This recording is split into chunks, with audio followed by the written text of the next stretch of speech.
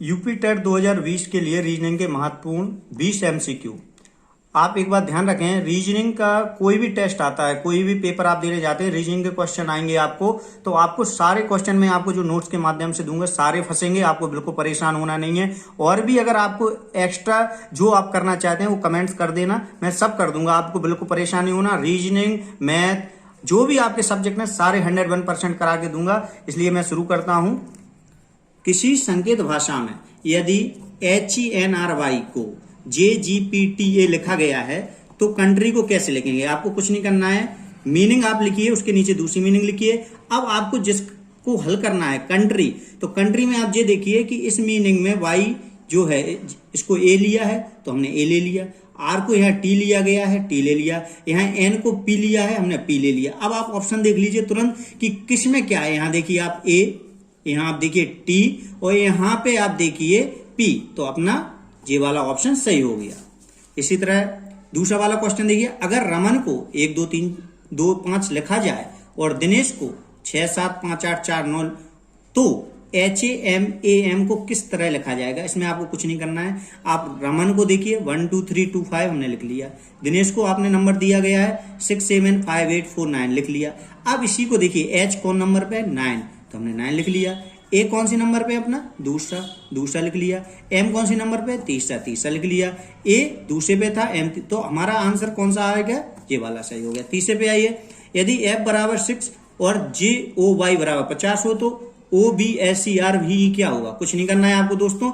आपको F देखिए, आप 6 नंबर पे आता है, जॉय को आप जोड़िए, ये 10वें नंबर पे आता है, वो आपका 15 और बाई 25 में को जोड़िए 50 हो जाएगा। इसी तरह इस मीनिंग में जो भी आपको A to Z अल्फाबेट याद होना चाहिए कि A to Z अल्फाबेट कितने होते हैं, उनके नंबर आपको याद करना है और सबको टोटल करना है। आपको ये क्वेश्चन में कई बार दिखेगा आपको, जिसमें आपको सबका टोटल करना पड़ेगा, इसलिए आपको अल्फाबेट के नंबर याद होना चाहिए। ये आप घर पे तैयार करें, कॉपी पे लिख लें कौन नंबर कौन से नंबर पे आता है, इससे आपके कई क्वेश्चन आगे भी सॉल्व होंगे। आपका आंसर आ जाएगा 86। XY का पति है, WX की पुत्री है, ZW का पति है, NZ की पुत्री है, N का Y से क्या रिश्ता है? आपको कुछ नहीं करना है। जो पुरुष वर्ग में आते हैं उन्हें प्लस कर लीजिए, जो स्त्री वर्ग में आते हैं उन्हें माइनस कर लीजिए। यहाँ पे कह रहा है X Y का क्या है? पति, तो जे X हो गया पति, Y हो गई पत्नी। इसके बाद कह रहा है WX की पुत्री है, तो जो X है इसकी पुत्री हो गई W, हमने यहाँ पे माइनस लिख दिया है। ZW का पति है, तो जो Z है वो W का क्या है? पति, मतलब ये पति पत्नी है, तो यहाँ पे हमने प्लस कर दिया। फिर कह रहा है NZ की पुत्री है, तो यहाँ पे जो J है, J इसका जो पति है, पति की पुत्री, हमने यहाँ माइनस कर दिया। अब इसका संबंध इससे पूछा जा रहा है, तो आपको पता है आप अपने घर पे जो आपके रिलेशन में उनको भी लगा के इसको सॉल्व कर सकते हैं। तो आपकी जो है, आप यहाँ पे आपकी जो ये इसकी पुत्री आई है, पुत्री का यहाँ पे क्या संबंध आएगा? नातिन का। उसकी माता से क्या संबंध? उसकी माता की माता से क्या संबंध होगा? तो आपकी जो नानी है जाती है। यहां देखिए, ये डायरेक्शन वाला क्वेश्चन है। अशोक 8 किमी दक्षिण की तरफ गया और पश्चिम की ओर मुड़कर 3 किमी चला, वह फिर उत्तर की तरफ मुड़ा और 5 किमी चला। अंत में वह पूर्व दिशा की ओर मुड़ा और 3 किमी चला। अशोक शुरू हुए स्थान से किस दिशा में था? आपको ये डायरेक्शन ध्यान रखना है। इस तरफ पूर्व होता है, इस तरफ पश्चिम होता है, ऊपर उत्तर, नीचे दक्षिण। अब अपन इसको सॉल्व कर लेते हैं। अशोक 8 किमी दक्षिण की तरफ गया, तो देखिए यहां से चला 8 किलोमीटर। आपको इसमें ध्यान रखना है, जो संख्या बड़ी हो उसकी रेखा आपको लंबी खींचनी है। 8 किमी चला, ये आ गया नीचे की तरफ। फिर क्या कह रहा है? 3 किमी कहां पे चला? वो पश्चिम की ओर, तो पश्चिम आपकी इस तरफ है, इस तरफ वो 3 किमी चला। फिर कह रहा है फिर उत्तर की तरफ मुड़ा, तो उत्तर कहाँ है भाई? ऊपर की तरफ, तो ऊपर की तरफ मुड़ा, जो उत्तर की तरफ आ गया। अब कह रहा है अंत में वह पूर्व दिशा की ओर मुड़ा और 3 किमी चला। भैया ये पूर्व की तरफ मुड़ गया, फिर 3 चला जी। अब ये इसी तरफ आ गया है। कह रहा है अशोक शुरू हुए स्थान से किस दिशा में था? तो भैया यहीं से शुरू किया था, इसी दिशा में, तो ये नीचे की दिशा कौन सी आएगी? दक्षिण। आपका सॉल्व हो गया। अब देखिए आप नेक्स्ट क्वेश्चन में कह रहा है A और B P स्थान से एक दूसरे की विरोधी दिशा में 5 और 4 किलोमीटर प्रति घंटा की रफ्तार से दोनों दौड़ना शुरू करते हैं। 3 घंटे बाद दोनों के बीच क्या दूरी होगी? ऑप्शन आपके पास दिए गए हैं। आप देखिए A और B, P स्थान, ये स्थान हो गया आपका P, विपरीत दिशा में, एक इस तरफ जाएगा एक इस तरफ जाएगा, तो एक जा रहा है 5 एक जा रहा है 4। अब कह रहा है 3 घंटे बाद, समय दोनों का एक सा है, तो 3 घंटे इसके 3 घंटे इसके, तो 5 × 3 = 15 4 × 3 = 12। अब कह रहा है क्या, दोनों के बीच की दूरी क्या होगी, तो दोनों के दो ऐड कर दीजिए, सब 27 आ जाएगा आंसर। अगला दीजिए, मैं लाइन में दोनों तरफ से 7वां हूं, लाइन में कितने व्यक्ति हैं, तो भैया एक लाइन खींच लीजिए, 1 2 3 4 5 6 7, यहां से 7वां हो गया। फिर यहां से देखिए 1 2 3 4 5 6 और एक जे, तो जे 7 हो गया। तो टोटल दोनों का कितना हो गया 13।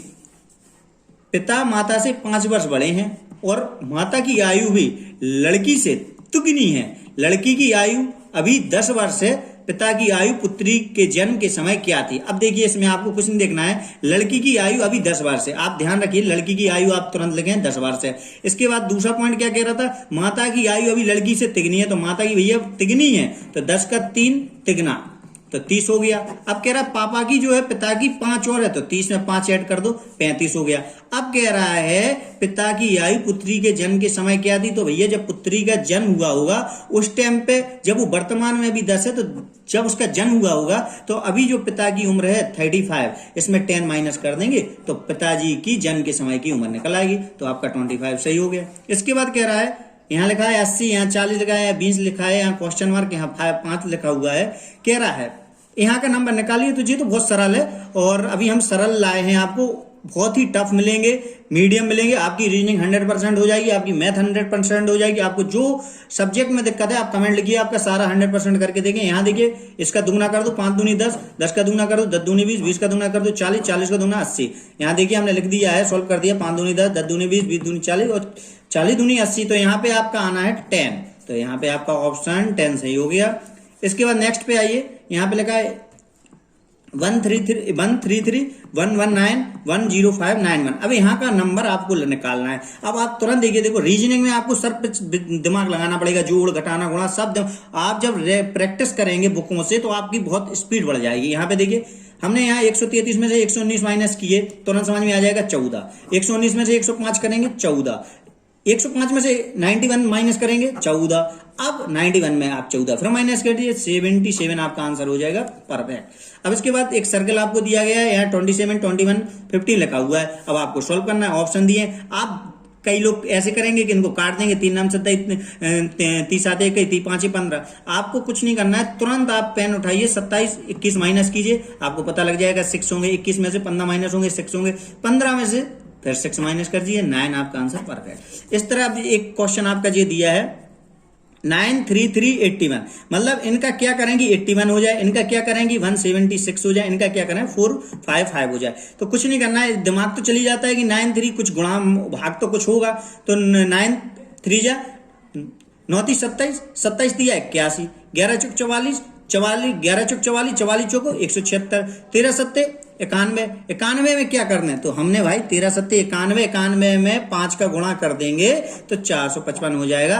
That solve. आपके जे सभी क्वेश्चन सॉल्व हैं और वीडियो बड़ी हो रही है, इसलिए अभी हम आपको अभी आप स्क्रीनशॉट ले लीजिए इन क्वेश्चनों का, तो स्क्रीनशॉट ले लीजिए। इसके बाद आपके और भी सभी पैड हम कोशिश करेंगे आपको नए नए और भी बनाए जल्द से जल्द, और आपको सारे सब्जेक्टों का मसाला दें, और आप बिल्कुल निष्पक्ष रहिए। जो आपको समझ में नहीं आया वो आप कमेंट डाल देना, फिर समझा देंगे, और भी जो आपकी डिमांड है वो भी पूरी करेंगे। आप बिल्कुल निष्पक्ष कर रहे हैं, आपकी रीजनिंग, मैथ, ग्रामर, हिंदी, व्याकरण सारे पार्ट बिल्कुल टॉप कर दिए जाएंगे। Okay, thank you.